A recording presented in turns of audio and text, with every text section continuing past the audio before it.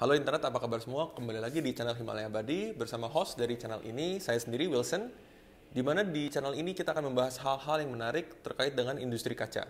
Pada video kali ini, kita akan membahas lebih detail bagaimana cara memfinishing keliling dari kaca yang sudah dipotong, atau yang bisa kita sebut dengan menggosok keliling kaca.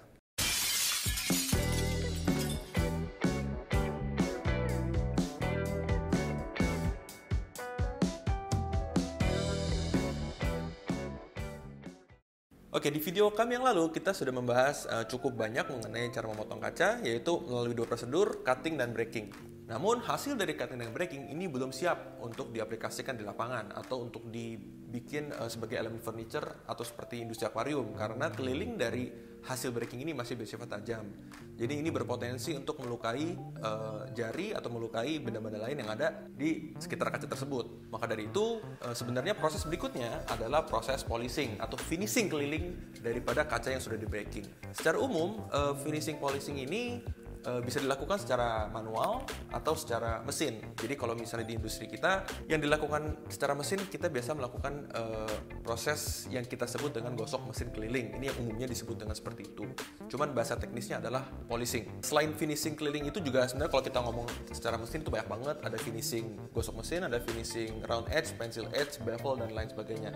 Namun di video kali ini kita akan fokus lebih detail bagaimana kita bisa melakukan polishing untuk menghilangkan tajam dengan proses manual. Ini kalau misalnya di industri kita disebut dengan gosok batu. Mungkin bahasanya agak terlalu sederhana, tapi yang kita maksud adalah polishing untuk menghilangkan tajam pada keliling kaca. Nah, pada umumnya pelaku industri kaca melakukan polishing secara manual itu dengan menggunakan tanda kutip batu gosok. Kalian bisa cek di situ bentuknya seperti ini.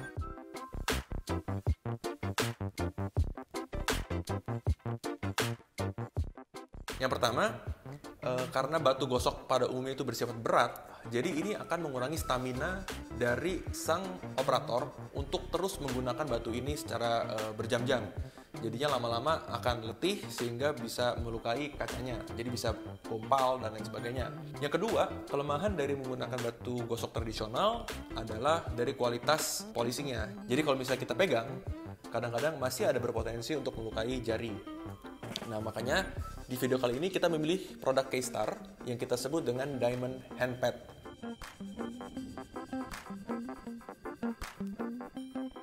Kelemahan-kelemahan daripada batu gosok tradisional ini sudah diselesaikan oleh Diamond Hand Pad. Jadi kalian lihat bisa di sini ada dua jenis, yang merah dan yang hitam. Dan generally speaking atau berbicara secara umumnya, ini ringan sekali. Jadi kendala beratnya dari batu gosok ini bisa langsung dieliminasi. Karena ringan, jadi si operator itu tidak akan cepat letih untuk menggosok atau mempolis keliling kaca secara terus-menerus dan berjam-jam. Dengan demikian mengurangi resiko kegompalan atau chipping daripada kaca yang akan di-polishing tersebut. Dan yang kedua, hasil dari polishing akan lebih baik daripada menggunakan batu sederhana. Nah, ini kenapa ada dua warna? Ini memiliki grade atau grit diamond yang berbeda, sehingga untuk hasil yang lebih halus menggunakan berwarna merah.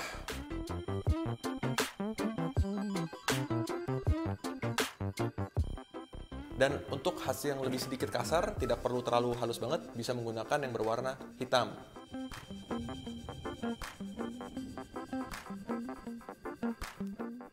Produk ini bagaimana kita setelah memotong dan membreaking, kita akan lakukan polishing. Jadi ini sedikit berbeda dengan polishing menggunakan batu tradisional, di mana batu tradisional akan digosokkan secara horizontal. Namun dengan menggunakan hand pad, arah gosokannya itu kita harus melakukan seperti pusaran. Jadi ini memutar terus, spiral bisa dibilang gitu, sampai ke ujung kaca, dan setelah itu kita akan melakukan polishing ke bagian bawahnya. Jadi kita akan melakukan putaran-putaran untuk menghilangkan ketajaman pada tepi kaca.